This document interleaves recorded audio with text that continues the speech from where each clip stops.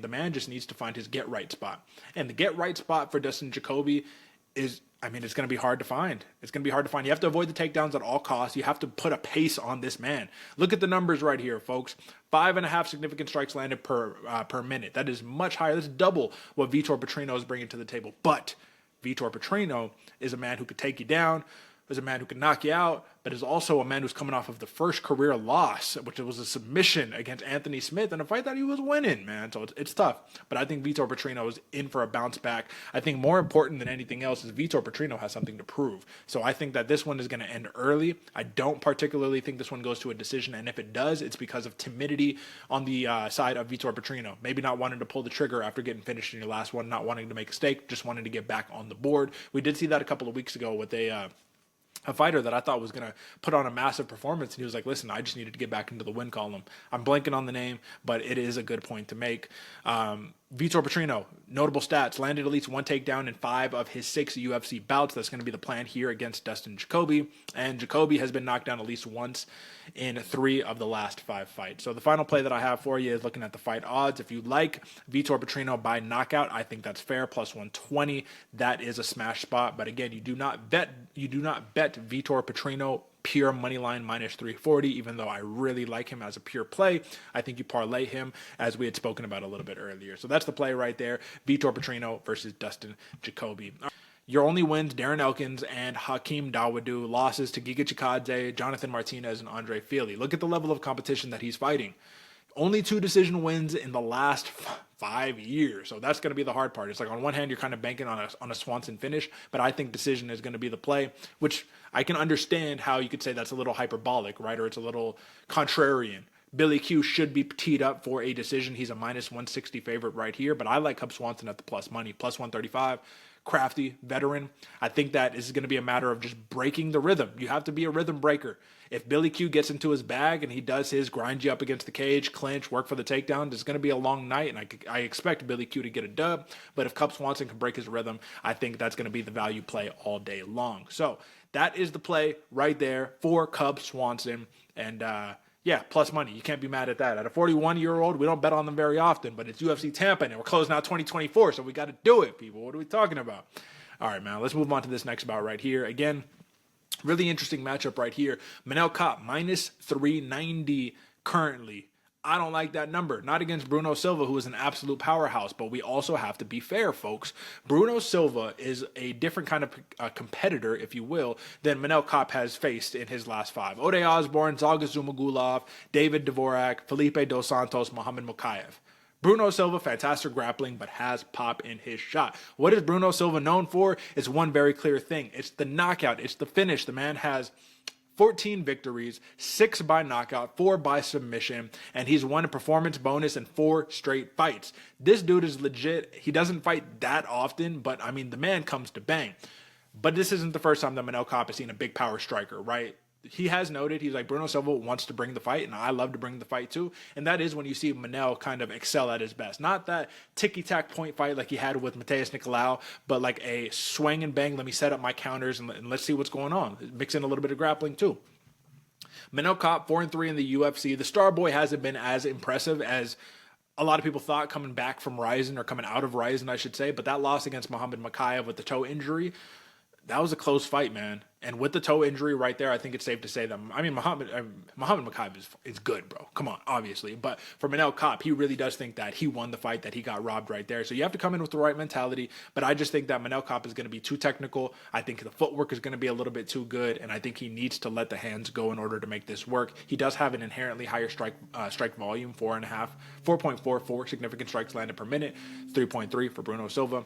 But this is the real key. Bruno Silva has landed at least 1 knockdown in 4 of his last 5 fights, which might make you a little concerned for Manel Kape. But Manel Kape, even though he's not the finisher that we really once thought he was in Ryzen, he's landed at least 1 knockdown in the last 4 of 5 fights. So I think this one has performance bonus written all over it at 125 pounds. I like Manel Kape, but I do not like Manel Kape enough to bet him at minus 390. So Manel Kape is a dude who I would say, why don't we take a couple other different looks, if you will? Like, for an example, if we go on the fight odds and we see the total rounds over 2.5 rounds, I can totally see that right there. I could see Manel Kape playing evasive, getting out the way. Bruno Silva, I mean, I don't think Bruno Silva is going to get caught by Manel Kape or get submitted by him. So over 2.5 or minus 210, I like that a lot more than I like Manel Kape at minus 390. If you do look at his points odds, though, even money. So you get what you bet. If you want to take the play, feel free. I think Manel Kape is going to be the play through and through. All right.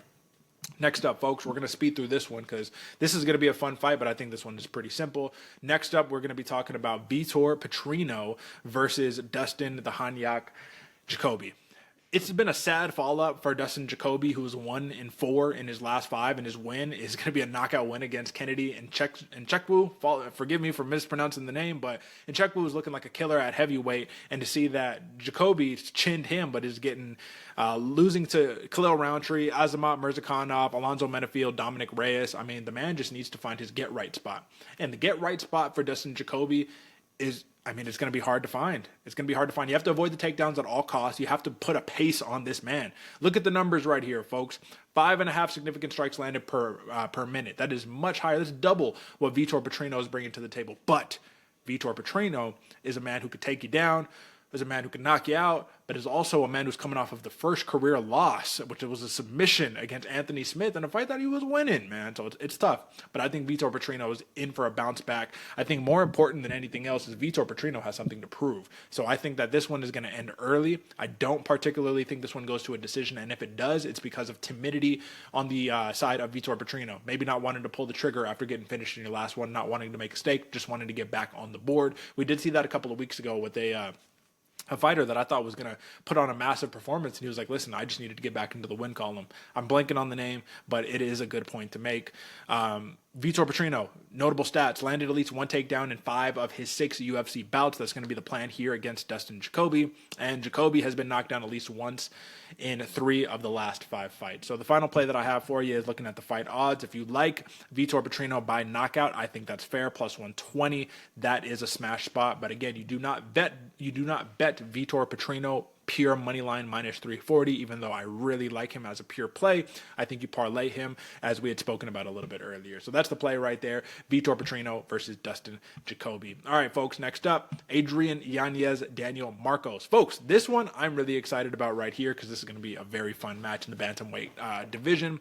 Adrian Yanez, 6-2 in the UFC. Couple of slip-ups where we thought he was really going to take off, but now you got Daniel Marcos, the Peruvian, who is 16-0 with 1 no contest, the man who I don't particularly think gets the credit that he deserves, if I'm being completely frank with it.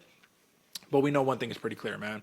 You lose 2 fights, Jonathan Martinez and Rob Font back-to-back versus Yanez. You can't be mad at that. Those are legit names. But it's the strength of schedule doesn't get any easier. You knocked out Vinicius Salvador, which was fantastic, but that was 125 or moving up to 135, right? And that was a man who, let's be real, Yanez, you saw it a mile away. He was setting traps. He was throwing counters. He was ready to get it. All right.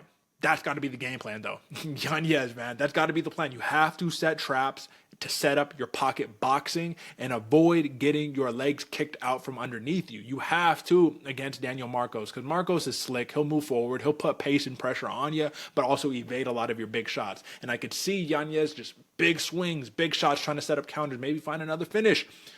But the long-range attacks of Daniel Marcos are the ones that can keep Yanez at bay. He truly, I think he's a blue-chip prospect that doesn't get enough respect, although he is undefeated. So Daniel Marcos, I really like here. Some people aren't quite as high because, let's be real, man, you have seen some fights from an undefeated guy where you're like, you don't look, you can be super undefeated, you know what I mean? But win against John Castaneda, I thought was super impressive. Decision, Davey Grant, another wily vet that I talked about a moment ago. And then you do have a TKO win and then another decision victory right there. So big point is this is most likely going to be a striking affair. Adrian Yanez has never been taken down in the UFC. And I don't know, man. I don't know if I could bet Adrian Yanez here. Plus 185 does appear to be massive value right here, but I just think Marcos knows how to play the game enough. Minus 225, fair-ish bet. Let's take a look at some of the fight odds, though, really quickly, just so that I could show you guys to see if there's any more value to be had here. When we look at the fight odds, we are looking at over 2.5 rounds at minus 135, which I actually really like. I can see Marcos' decision all day, and then I can see Yanez trying to find the big shot and just not quite being able to connect. Other than that, yeah, if you want to take Marcos by points plus 170, I wouldn't be mad at you. I would not be mad at you. Actually, no, I'm not mad at all. Knocking out Adrian Yanez, I'm going to give him some respect. Nah, Daniel Marcos, take him pure money line. If you're scared, if you want to make some money, let's take that decision. Plus 170 points right here. This is going to be a banger. Only way that I really see a finish coming from the side of Daniel Marcos is if he just beats up the legs of Adrian Yanez and he's an immobilized target. So that's the play right there. All right, folks, and then to open us up, I have very little to say about this, but Navajo Sterling should be a very fun watch right here. Huge, monstrous, light heavyweight coming out of City Kickboxing. I mean, this is what you need to know, man. 5-0. Established kickboxing Muay Thai career, more or less, right? He was a King of the Ring champ, double champ, I think, in 2 different divisions right here. And the dude he's fighting, Tuco Tokos, right? Like his fight against Omar Sy, he just kind of got demolished from start. He never got to go, right? But he is older and he's more experienced, as you can see, 34 years old. The fight record 10-4 as opposed to 5-0. The thing about Sterling, man, is that he has 3 finishes in 2 rounds or less, but he's raw. Right, this is literally going to be his 4th fight in the span of 6 months right here. And the man is 5-0 in MMA. So can you see an upset? Yeah, 100%. And here's where you're going to see the upset. You're going to see the upset come from Tuco Tokos being able to avoid the big shot, initiate the grappling, and stifle the man there. That's where you're going to see it. I'm just not confident that that happens. So instead, I'm going to go on the side of Navajo Sterling. I think that he gets it done, and I think he gets it done via knockout, which you get no value on, minus 160. So minus 850 favorite Navajo Sterling making his UFC debut. I mean, pretty much, right? Contender Series doesn't count as UFC. I take Sterling. I do not bet Sterling. I do not bet knockout Sterling. If you want to bet over 1.5 rounds, minus 140, under 1.5 plus 110. Maybe bet the under 1.5 plus 110 because I could totally see him just getting the job done super early. But aside from that, we don't bet this matchup right here. Fun prospect that you should keep an eye on. He looks monstrous in the cage, and when he lands, the thudding shots. So Navajo Sterling is going to be the play. All right, folks, that is your through and through breakdown. UFC Tampa, the final card of 2024. But if you are familiar with the Bloody Water podcast, you know that we do not end there. There are a couple of bonus plays that, unfortunately, the arbiter of truth and justice and all that is right in the betting world, AJ, is not here to give you the bonus play. That does not mean that we are not going to still use the bonus play. So let's go ahead and let's take a look at what we have to offer here. All right. So for the bonus plays, folks, 4 on the docket. Let's talk about them. First one, Miranda Maverick to win by submission at plus 150 against Jamie Lynn Horth. This is going to be a interesting play here because Miranda Maverick, known as a technical striker, right? Just kind of, it's kind of even mean brawler-esque sometimes, right? I think that she has definitely leaned into her grappling game. If she can get the takedown, take advantage, plus 550 right there is something interesting to think about just off the deficiencies of the ground game for Jamie Lynn Horth. That is one of the plays that we have here. Woodson versus Fernando Padilla, fight to go the distance at minus 210. Another really interesting play that we have here. Woodson, very long, very lanky, but does not enjoy the normal, if you will, and I'll even show you what the numbers are looking like.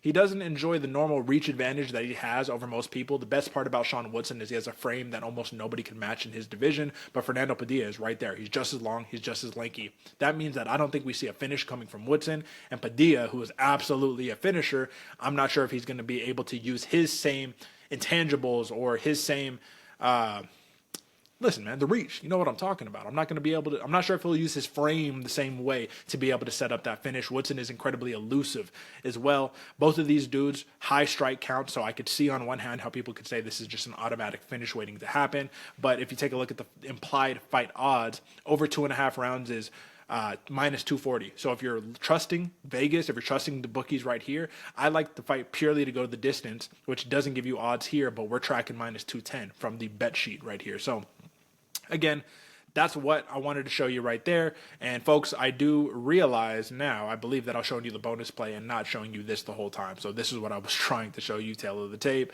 and fight odds right there. All right, let's jump back into the bonus play. Joel Alvarez versus Drakkar Klose fight ends in a submission at plus 200. So this is on either side. Now, I do like Joel Alvarez right here, but let me go ahead and let me pull up. There we go. All right. So for Joel Alvarez, as you can see on the board right here, we're looking at let me see. Fight odds. There we go. Submission. Plus 165 submission. Plus 2,500 for Jakar Close. I'm not seeing a submission for Jakar Close, but I do like the submission.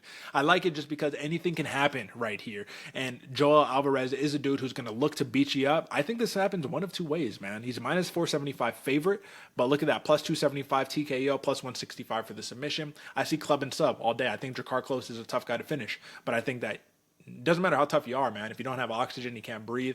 I see Joel Alvarez continuing the pace that he's on, using the frame and the size that he has, because he did come out open recently, and said this is one of the last fights he's going to be having in the lightweight division. He's going to need to move up to welterweight because the weight cuts are just going to be a little bit too hard. Again, he's 31 years old too, so the body changes. So that's going to be a play that we got there.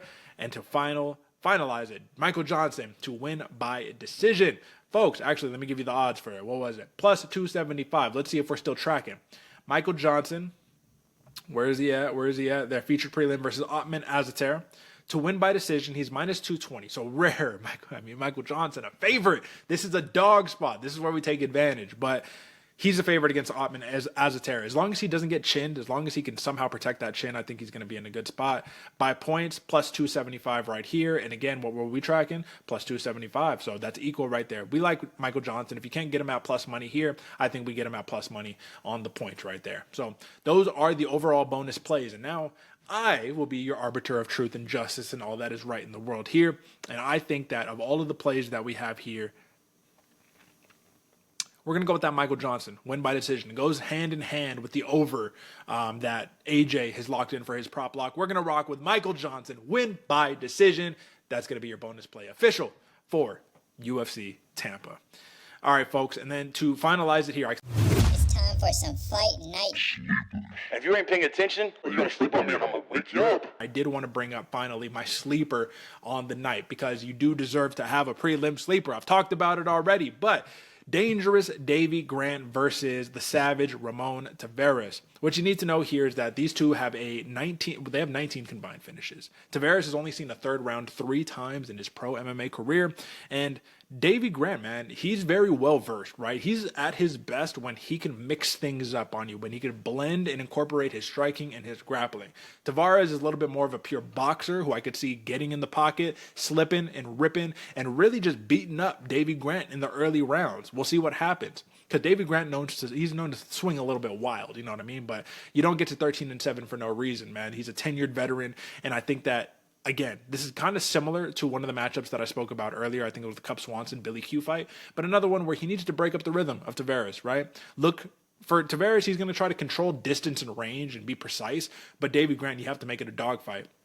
So again, if you're looking at the UFC record, Davy Grant 6-6. He's looking to, if you're going to start closing it down here, you got to end on a high note. Taveras 1-0, controversial decision versus Surrey City. But I think that this is going to be a really good fight, and we'll see how extended Taveras can get. Because if this goes deep, if this goes into those bloody waters right here, you always love the dangerous Davy Grant, who is known to be able to get, I think it was that last third-round submission. That was a late third-round submission against Rafael Assunção in the fight before the Daniel Marcos fight. So I think this has sleeper written all over it. Absolute banger. Again, this is one of the early bouts, so tune in. Not even on the main card, free on the prelims. The whole thing, you don't have to have ESPN Plus, the whole entire 9, folks. All right. Folks, that was your breakdown, UFC Tampa. Again, different show, but this is a preview on what 2025 is going to look like. Moving to a little bit of a new style, a little bit of a new workflow presentation, but thanks for sticking around. If you're still here, drop a like, subscribe, comment, and we will catch you next week for the official crowning of the 2024 Head-to-Head Bloody Water Podcast Annual Tournament. You got to love to see it, but that's it for us. Until next time. Peace.